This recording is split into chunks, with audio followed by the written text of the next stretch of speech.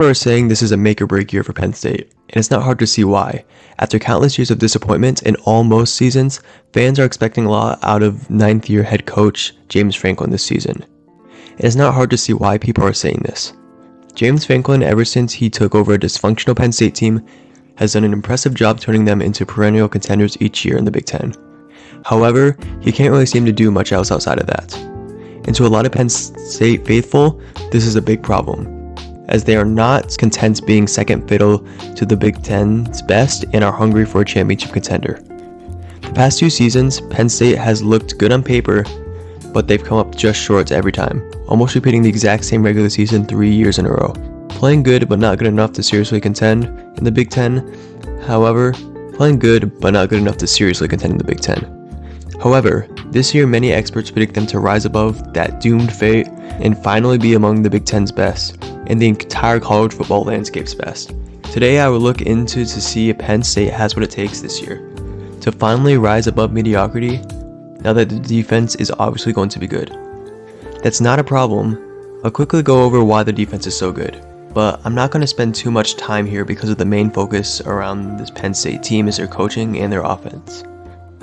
The Penn State defense was very good last year, especially during their playoff run, and they returned a bunch of talent, even though they lost Abdul Carter, and they look to be just as good this year, especially now that they snagged away Ohio State's defensive coordinator Jim Knowles, who ran one of the best defenses in the country, helping Ohio State win a national championship.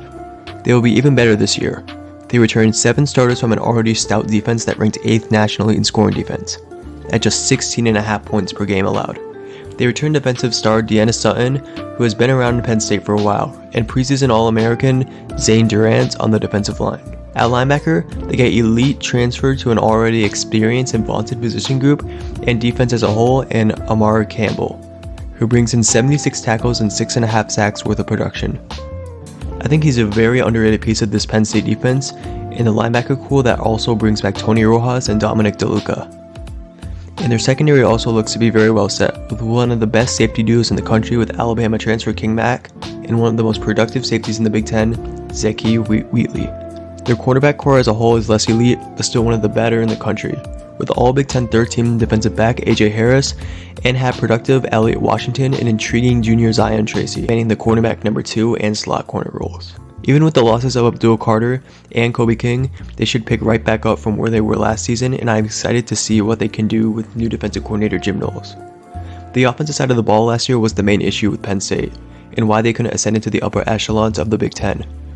They had one of the best offensive lines in the country, giving up only 19 sacks all season, so it gave QB Drew Allar plenty of time to throw the ball, and opened up holes for arguably the best running back duo in the nation last year, and Nick Singleton and Kaytron Allen, who both eclipsed over 1,000 rushing yards last season. Drew Allar, however, their quarterback, performed well in games he was supposed to, but in big games it was a different story. We'll come back to that later. The main problem, which was a real weakness for Penn State last year, was their awful receiving core. They never gained any separation and truly limited the passing game for Penn State's offense last year. Their top receiver, Harrison Wallace, who transferred away this offseason, had 720 receiving yards, but besides from that, there was no real difference maker that otherwise maybe would have helped put Penn State over the top in some of their big games last year.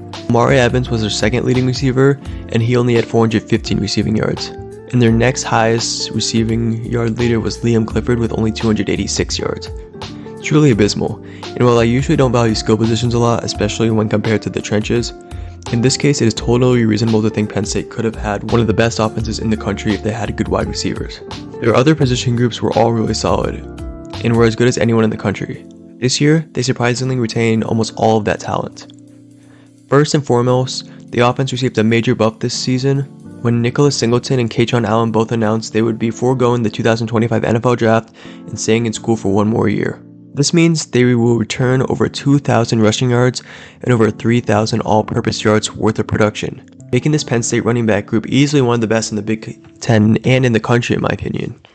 But to have one of the best running games, you need a good offensive line. Same can be said for the passing game. And last year Penn State had a good one. And this year it will be even better. They return, listen to this, all 5 starters on the offensive line from last year, and 6 with starting experience. This is not only retaining production from last year, but it's also improving it too, because in college football, it is well known that college football players get tremendously better with experience, which is why teams who have the most seniors almost always win the championship. Penn State already had a really good offensive line, and all of them gained a year of experience, making this group a Joe Moore Award winner contender. Having not only a good, but elite offensive line opens up a lot of windows for this Penn State offense. However, their only really big issue from last season, which couldn't be fixed or improved even more from experience, was their wide receiver core.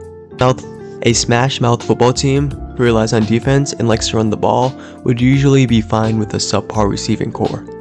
But this wideout room wasn't just subpar, it was horrendous.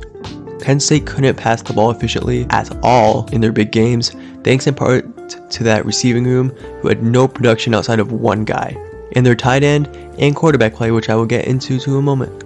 If Penn State's offense was to be taken seriously this year, they needed to go out and get a wide receiver from the portal. They did just that in getting not one, not two, but 3 productive and promising wide receivers from the portal, all with different skill sets complementing each other.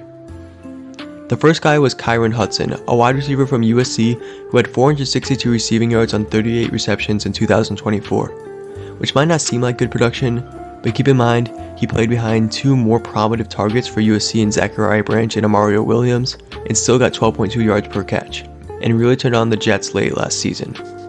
He is very talented and is a physical deep threat who can win one-on-one contested catches, and is complemented well by the other 2 guys they brought in at his position.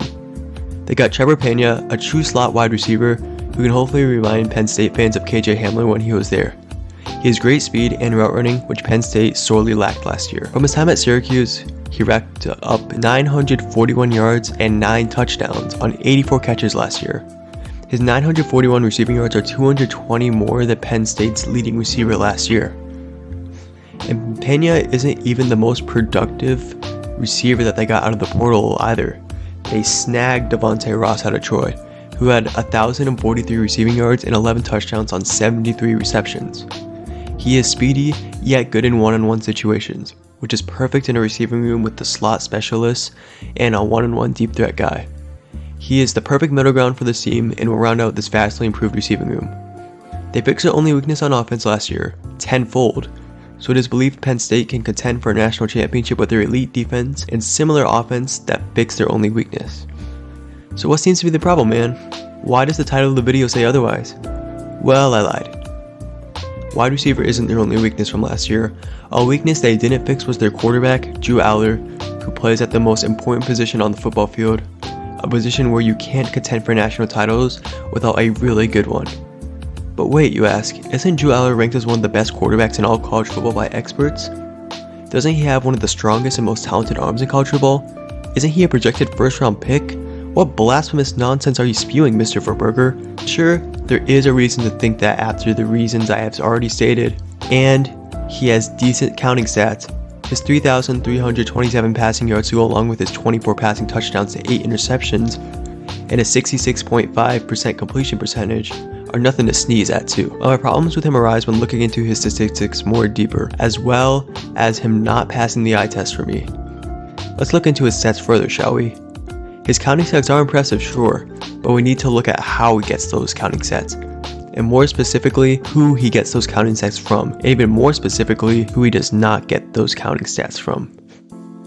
I'm going to say it, he's not a leader, not a player who elevates his play for the biggest games, and benefits from torching up soft defenses and regresses heavily when facing actual competent defenses. Let's take a look at his stats versus ranked teams last year. In 6 games versus ranked opponents, including his 3 playoff games, 2 of which were against the worst 2 teams in the field, he had 940 passing yards, a 56.7% completion percentage compared to a 66.5% total, and a very non-impressive 6-4 touchdown to interception ratio. His passer rating also drops by 36 points versus ranked teams. The most passing yards he threw for was against Oregon versus ranked teams, and it was 226 yards on 39 attempts, and they still lost the game, and he threw 2 boneheaded interceptions. He failed to crack 200 yards versus any other ranked opponents as well. He carried this trend from 2023 as well, laying bombs versus Ohio State and Michigan. In the 2 biggest games of the season, he threw for a combined 161 yards and went 28 for 65, playing generally the worst football and having the worst throws I've ever seen from a big time quarterback on television, which is what I'm going to get into next, the eye test. I'm going to keep this short and sweet.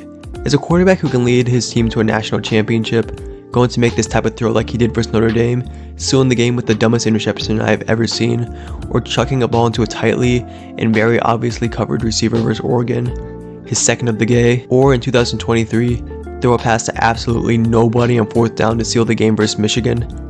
No, I don't like Drew Allar, and it's harsh to write off an elite team all around because of one guy who's good, but not championship level good.